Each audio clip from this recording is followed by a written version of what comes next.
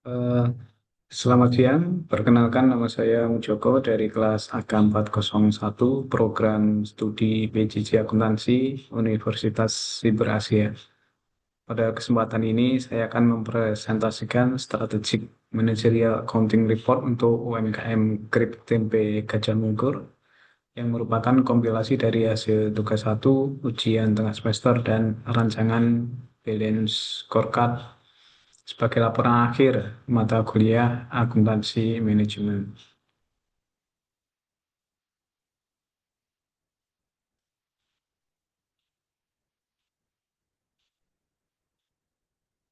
Berikut agenda presentasi hari ini. Saya akan mulai dari latar belakang dan tujuan penyusunan laporan, dilanjutkan dengan profil UMKM keripik tempe Gajah Mungkur, kemudian merangkum temuan kunci dari dua tahap analisis sebelumnya, yaitu activity based costing pada tugas satu, serta keputusan taktis make or buy dan Environmental Management Accounting pada UTS. Setelah itu, saya akan memaparkan rancangan balance scorecard yang menjadi inti laporan akhir ini dan ditutup dengan rekomendasi strategis bagi manajemen.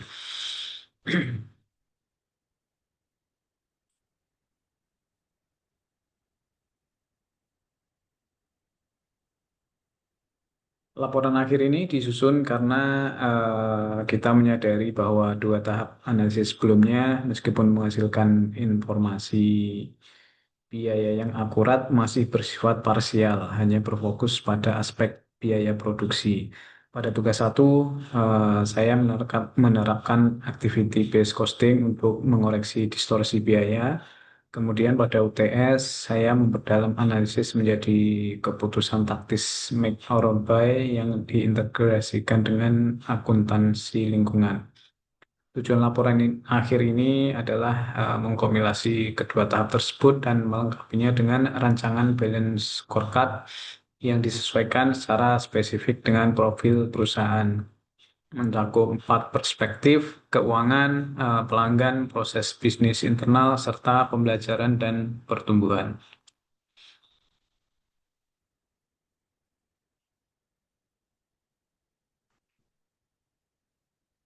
UMKM keripik tempe Gajah Mungkur memproduksi 3 jenis keripik tempe, yaitu kedelai dengan volume 4.000 bungkus per bulan, kemudian tempe benguk 2.000 bungkus, dan tempe koro 1.000 bungkus, dengan total 7.000 bungkus per bulan. Produk-produk ini didistribusikan melalui 3 kanal utama: toko oleh-oleh dengan order besar namun frekuensi rendah, warung tradisional dengan order kecil namun frekuensi tinggi, dan platform digital atau e-commerce dengan order satuan.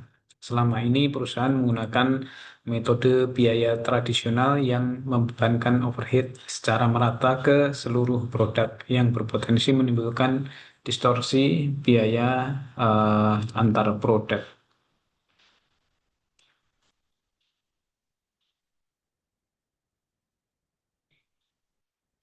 Pada tugas satu, saya membandingkan metode biaya tradisional dengan activity based costing. Hasilnya menunjukkan distorsi biaya yang signifikan. Keripik tempe kedelai mengalami overcosting sebesar Rp810 per bungkus karena volumenya besar, namun menerima alokasi overhead yang berlebihan pada metode tradisional.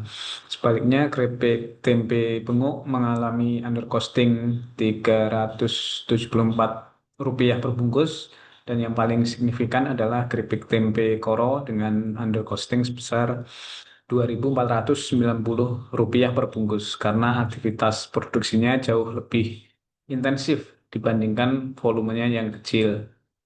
Temuan inilah yang kemudian menjadi dasar bagi prioritas investigasi pada tahap analisis berikutnya.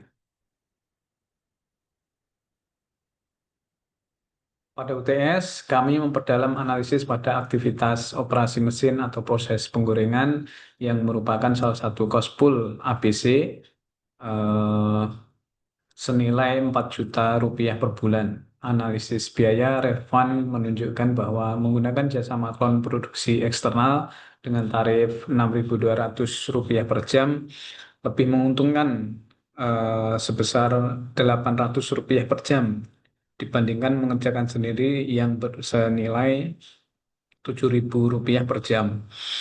Namun setelah kami mengintegrasikan pendekatan environmental manajemen accounting, kami menemukan biaya lingkungan senilai Rp450.000 per bulan yang selama ini belum pernah dianggarkan perusahaan terkait pengelolaan limbah minyak goreng bekas. Dengan biaya ini diperhitungkan selisihnya membesar menjadi Rp1.700 per jam.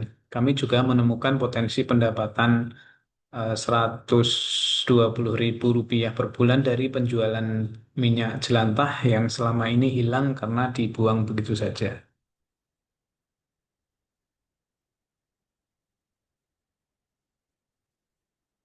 Kedua tahap analisis ini sesungguhnya membentuk satu narasi strategis yang koheren. Akurasi biaya dari activity based costing pada tugas satu membuka jalan bagi keputusan taktis pada UTS produk Koro yang teridentifikasi under costing terbesar menjadi kandidat paling logis untuk pilot project jasa Maklon. Pola yang berulang pada kedua analisis ini adalah sistem akuntansi biaya tradisional cenderung menyembunyikan atau bahkan mengabaikan biaya yang sesungguhnya material bagi pengambil keputusan. Pola inilah yang mendasari kebutuhan akan kerangka kerja yang lebih luas, yaitu balance scorecard yang akan saya paparkan selanjutnya.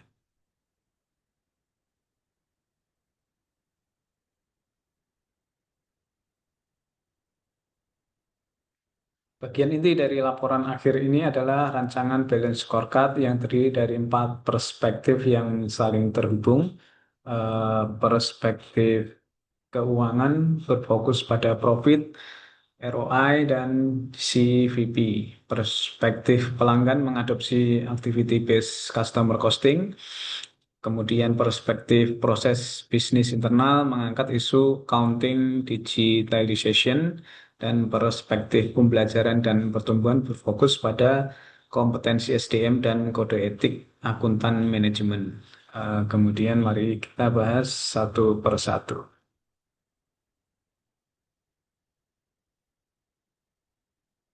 Pada perspektif keuangan, kami memanfaatkan langsung HPP hasil activity based costing dari tugas satu, dilengkapi dengan asumsi harga jual untuk menghitung margin. Hasilnya, margin laba kotor perusahaan mencapai 32,2% dengan return on investment sebesar 54% per tahun yang kami targetkan naik menjadi 60% dan margin of safety sebesar 35%.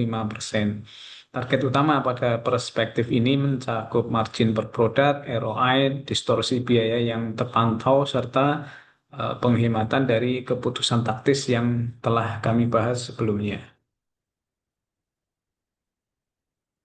Pada perspektif pelanggan, kami memperluas prinsip activity based costing ke sisi pelanggan dengan menghitung biaya melayani atau cost to serve untuk 3 kanal distribusi. Temuan menarik dari analisis ini adalah kanal digital menanggung biaya melayani sekitar 21 kali lebih tinggi per bungkus dibandingkan kanal toko oleh-oleh karena ukuran pesanannya kecil, namun biaya pemrosesan dan pengemasan relatif tetap per pesanan.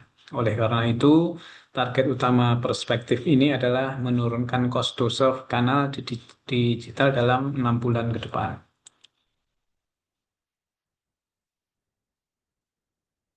Perspektif proses bisnis internal menindaklanjuti rekomendasi digitalisasi yang muncul secara konsisten baik pada tugas satu maupun UTS.